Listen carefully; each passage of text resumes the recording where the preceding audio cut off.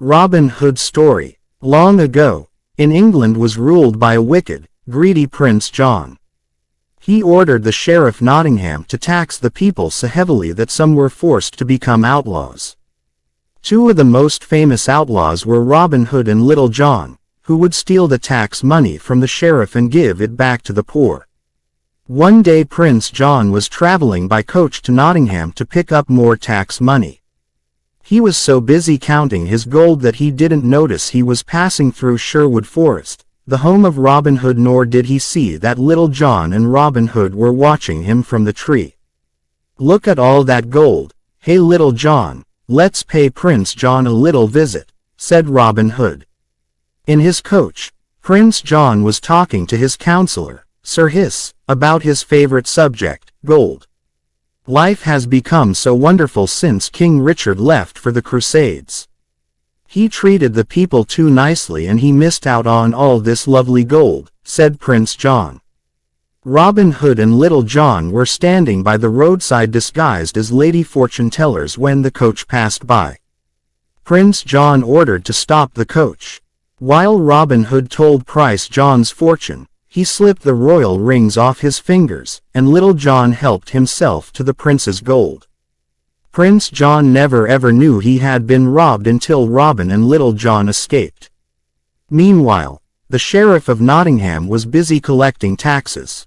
He even took the coin that Mrs. Bunny had given her son, Skippy, for his birthday.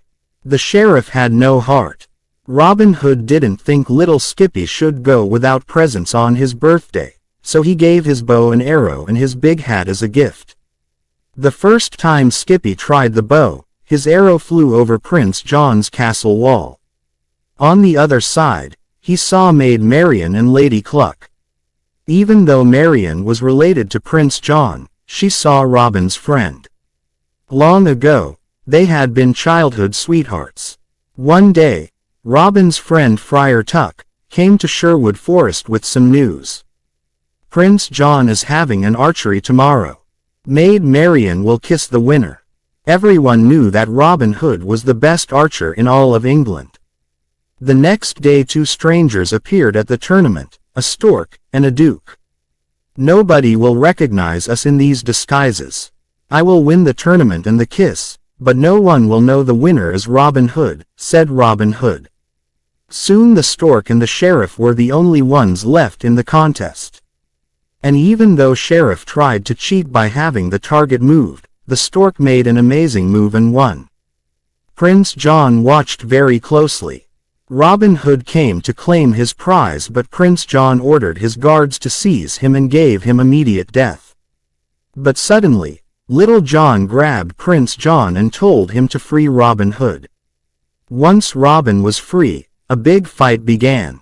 Robin and Little John fought off the guards bravely. Swords clashed and the arrows flew. Maid Marian was almost seized by the guards, but Robin somehow rescued her.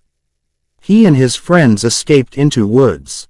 Safely back in Sherwood Forest, all of them celebrated and Little John sang a song making fun of Prince John. It was so funny that soon all of Nottingham was singing it. On hearing it, Prince John became very angry and commanded to double the taxes. But of course, nobody could pay and the prisons were full. The sheriff even robbed the church and arrested Friar for objecting. When Prince John heard that Friar was in jail, he planned a new trap for Robin Hood. "We'll hang Friar in the morning and when Robin comes to the rescue, we'll have him," said Prince John.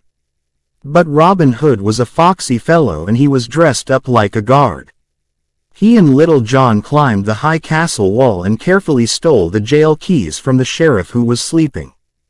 Everyone was surprised to see familiar faces and cried with joy. Meanwhile, Robin had climbed up into Prince John's bedroom, where all the gold was kept. Prince John and Sir Hiss were sound asleep. Robin tied the bags of gold to a rope between the bedroom window and the jail.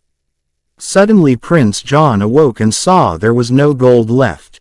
The courtyard became a jumble of arrows, guards and fleeing prisoners. When Robin's hat bobbed to the surface of the moat, Prince John was overjoyed and thought that he was dead. But Robin had escaped by diving in the moat. Even Little John thought that Robin had drowned. But suddenly, Little John saw Robin and was overjoyed. Soon after Robin's narrow escape, good King Richard Narrow came back from the Crusades to take his place on the throne of England. Happiness returned to the land. Robin Hood and Maid Marian were married and all their friends came to wish them all